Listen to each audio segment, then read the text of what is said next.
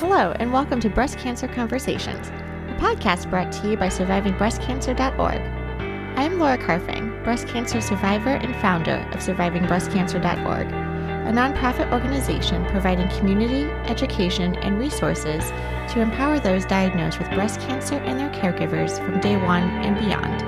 Hello, my friends, and welcome to another episode of Breast Cancer Conversations. Today, we are continuing our MBC webinar series with part 2. If you haven't listened to part 1, I will definitely link to that in the show notes. This is a continuation of our 90-minute live stream webinar that we hosted at the conclusion of October, talking with those who have been diagnosed with metastatic breast cancer. In today's episode, we take a deep dive specifically into the research and where those research dollars are actually going. On today's panel, we have Abigail Johnston, Amy Parliament, Stephanie Walker, Victoria Goldberg, and Claudia Gonzalez. Thank you, ladies, so much for being here with us today. Before we dive into today's content, I just want to give a shout out to some of the free programs and resources that we offer at survivingbreastcancer.org. If you wanted to hop on over to survivingbreastcancer.org/events, you will see our insanely large portfolio and lineup of free programs available to you, ranging from expressive writing and art therapy to deep flap yoga, Thursday Night Thrivers meetups, support groups for inflammatory breast cancer, all stages and all subtype breast cancers, metastatic breast cancer. We obviously have our weekly podcast episodes. So again, shout out to all of you. Thank you for tuning in week after week and listening. And then we also have our Monday newsletter. So if you are new to our organization, you can hop on over again to our website, survivingbreastcancer.org, to subscribe to our newsletter so you never miss a beat of all the happenings. When I was diagnosed with metastatic breast cancer in 2017, I learned that much of that money that I thought was going towards the cure was actually going towards other things. The obvious thing here is I see nobody wants to cure us because there's too much money in it. Welcome to the conversation.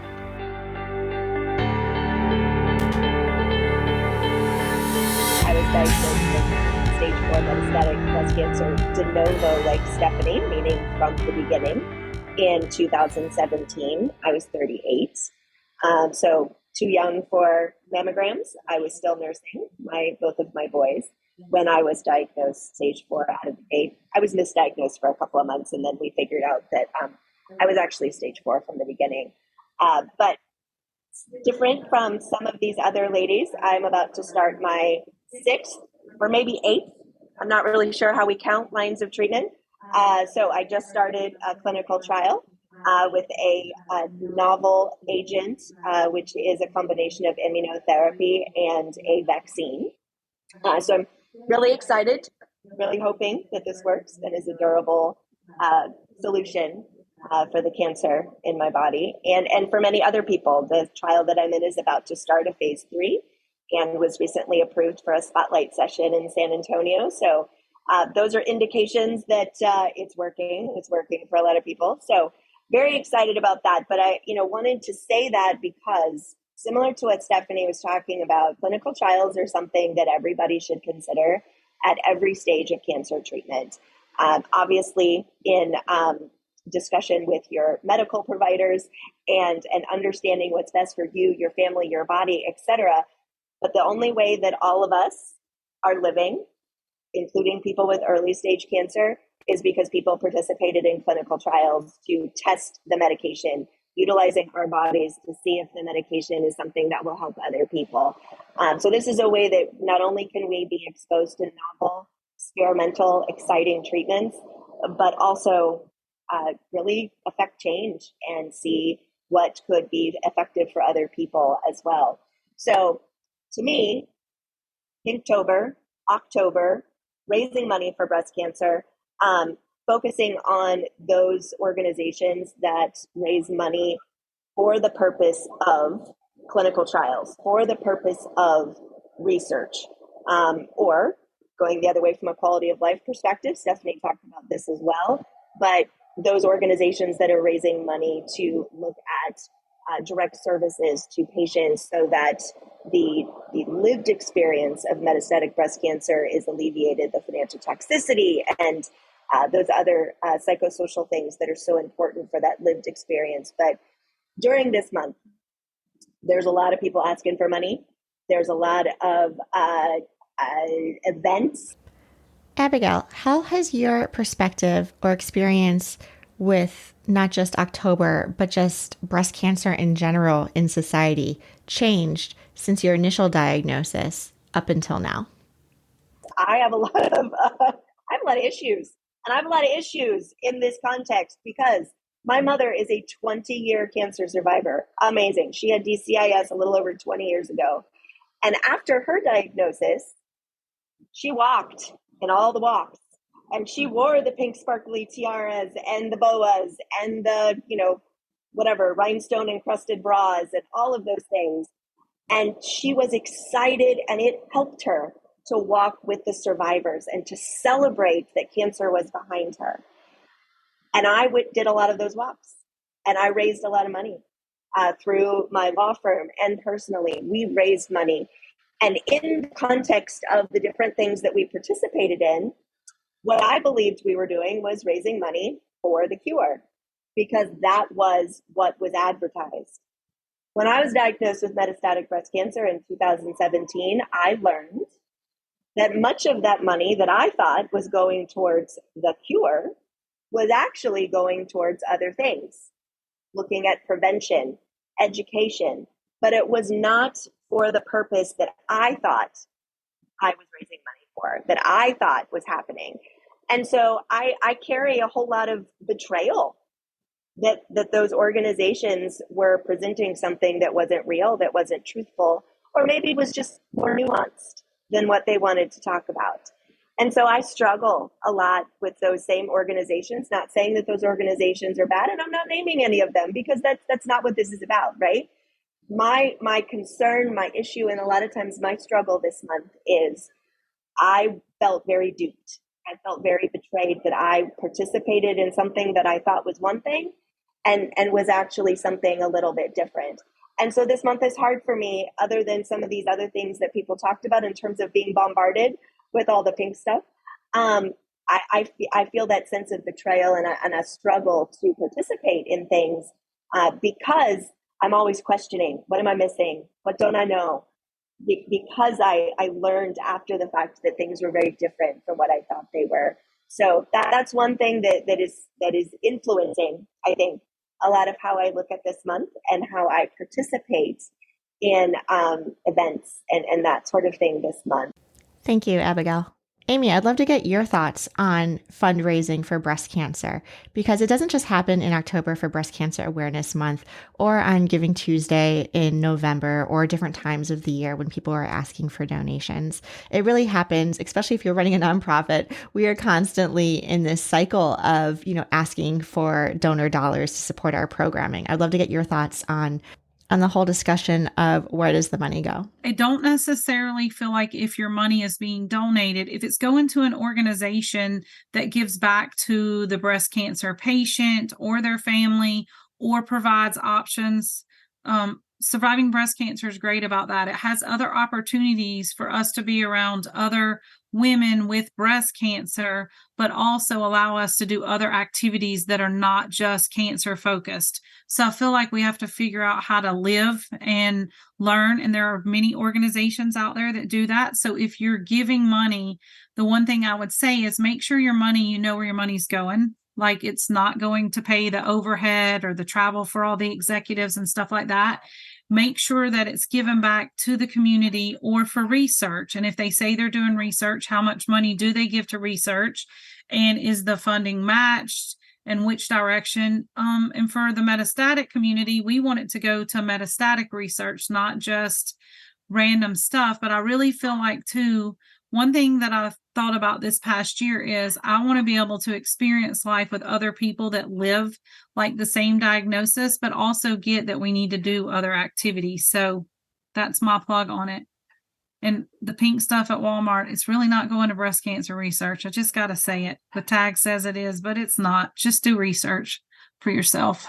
Like Amy said, make sure that you know where your money is going. When you do donate something, don't buy something supporting breast cancer from Walmart, not unless that's just you want to buy a piece of clothing, void the emblem on it. But I just think it's just so wrong that we have organizations out here that early detection and all of that is so needed.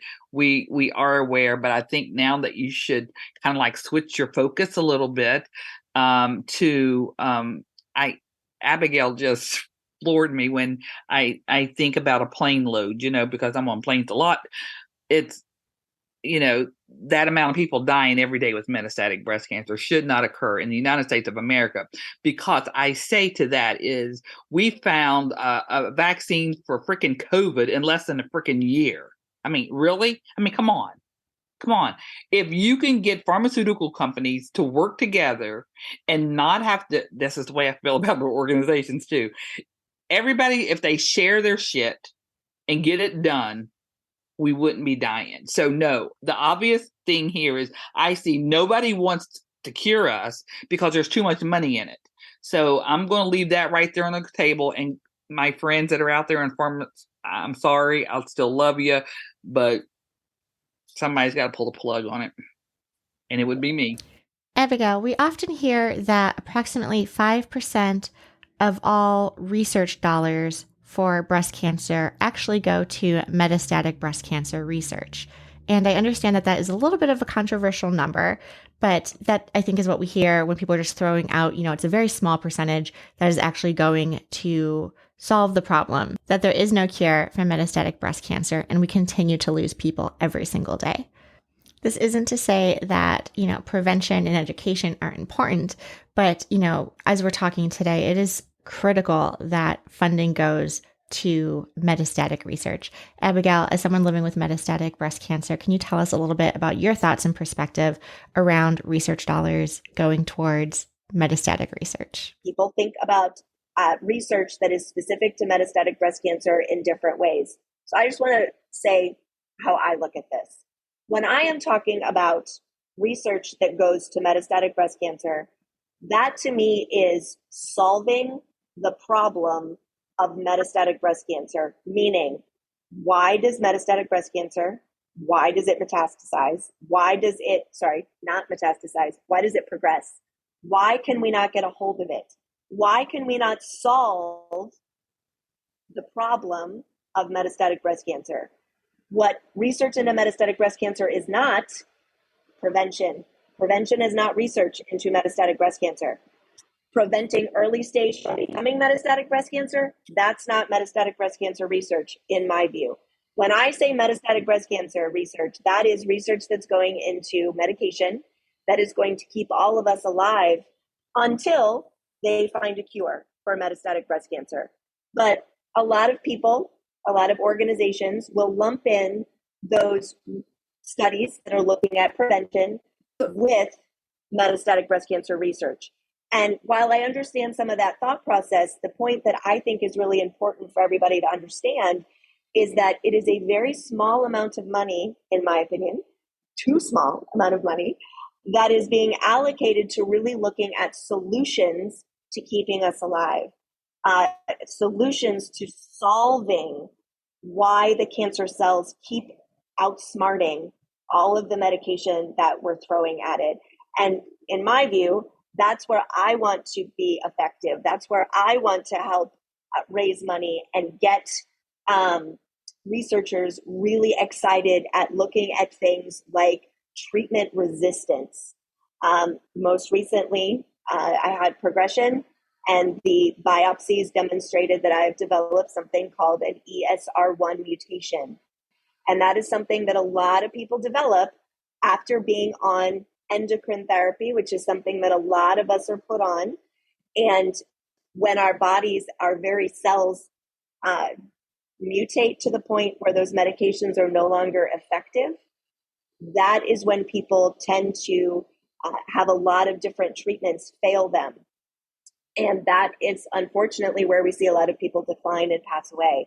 And so when we talk about metastatic breast cancer research, that's what we need to solve. We need to solve why people blow through treatments, why the cancer cells continue to mutate, And we need to solve this issue of metastatic breast cancer because, yes, I absolutely 1000% don't want anybody to go through this diagnosis, but you can't forget about those of us who are already living with metastatic breast cancer. We're not throwaways. We are worth the money being put into saving our lives. And let me just say one more thing, Stephanie. I see that you are unmuted, so I will come to you next, and then we'll wrap up. But what I have observed over the last 6 years is that the medications that are developed for metastatic breast cancer, and I'm thinking right now of the CDK4/6 inhibitors, the Ibrance, Kisqali, and Verzenio, that medication is now being used to ensure that people diagnosed with early stage don't become metastatic. And so I firmly believe that what we need to think about is triage. We solve the issue for those of us who are already dying, and then that information, that solution will trickle down to every single other person who may be predisposed to developing breast cancer, who may have an early stage breast cancer diagnosis, who may be on the way to developing a metastatic breast cancer diagnosis. It is 30% of those people with an early stage diagnosis who become metastatic. So if we solve the issue of metastatic breast cancer, it will actually help everybody else. Yeah, when you were talking about the research and everything regarding, metastatic breast cancer, 100% with you on that. And I have found and see in the Black community is that we need to know more about genomic and genetic testing, and it's not the same. And when we have progression and we start to blow through those treatments and they fail us, I think that's when the questions need to come up about testing the tumor to see if you've had that mutation, that you may be able to have another treatment that wasn't in the toolbox originally because you've had a mutation and your subtype has changed or something like that. And that's another thing, being Black, we don't get that opportunity too. So, again, I'm trying not to put a lot more on the patient. That's me, because I don't like no more patient burden than I can. I don't. I really don't. But when it comes to trying to save my life, bring it on, because I'm going to ask, I'm going to have the questions. I'm going to keep you on task to save my life. And I hate to be the one that tries to help you do your job because I'm not getting the pay cut of your pay at all, but I'm going to be around a long time to make your life miserable. So you need to figure out about the genomic testing and all the new stuff coming down the pipe. I'll bring you the paperwork to show you so we can stay on task. And that, as a Black woman, we all need to be doing that and try to find out, know what questions that you need to ask. And there are so many people out there willing to help you to do that and to fight for your own life. And unfortunately, that's what we have to do almost every day, even though I hate to say, I'm a warrior and all that crap, I'm just another human being trying to make a buck and stay alive. But anywho, just wanted to add about the genomic testing because that was not available when I got diagnosed in 2018.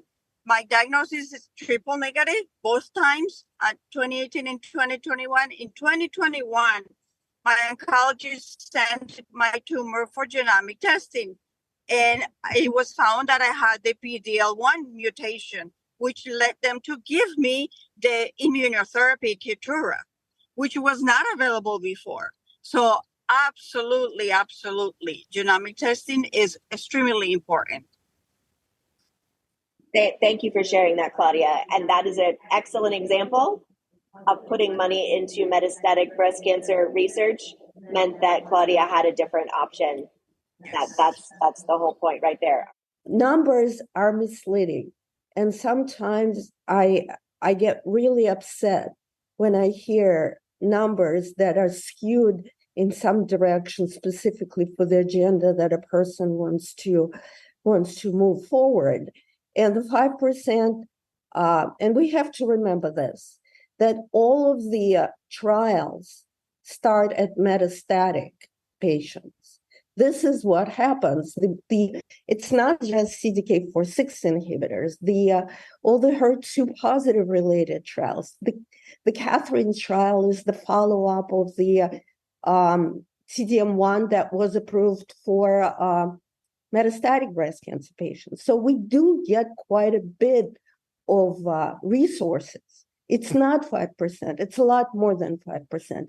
But when we're talking about 5%, what we mean is specifically exactly what Abigail said. The research, the basic research, the bench research about what causes cancers to become metastatic. Why? About the microenvironments, microbiome. Those are specifically for the metastatic breast cancer community. And I agree with Abigail. We definitely need more. We need more, and we need to fundraise more. And I'm very grateful to organizations like Twisted Pink and MetaViber and all the other organizations that raise funds for exactly this, for seed money for the research. And that's what's important. But the number 5% that's being thrown around is quite misleading. We can make statistics say pretty much whatever it is, but Yes. but I think the important point is that not enough. It is going towards what we need. That's exactly whatever right. the number is. It could be 5%, it could be 15%, maybe it's 50%. Some people think it's that, but I think the point is it's not enough, whatever the number is. So thank you, Victoria. It needs to be trustworthy. When we use the statistics, when we use the numbers, we have to use them very cautiously. We don't want to mislead people and mistrust us. So that's important. My friends, such a rich and important conversation. Thank you for shining the spotlight on your personal experiences and enlightening us on really doing our own research and following the money, if you will. Where does it go? How is it being used? And does that align with where you want the money to go? Whether that is for direct services, supporting patients through, emotional health and wellness programs like what we do here at survivingbreastcancer.org. If it is providing financial assistance and other wraparound services to those diagnosed, or if it is going to support research, specifically metastatic research, because as we heard and learned today, that's really where it needs to start, and we will all benefit as that research trickles down and supports early stagers. So thank you all again for being on today's panel. I look forward to next week where we continue with the dialogue for our part 3 of our 3-part series. And thank you everyone for listening to our show. I would like to acknowledge that all of the information on our podcast are from personal experiences and are not a substitute for professional medical advice. You should always contact your medical care team. If you're looking for specific topics or would like to be a guest on our show, please feel free to reach out to me. My email is laura@survivingbreastcancer.org. Until next time, keep on thriving.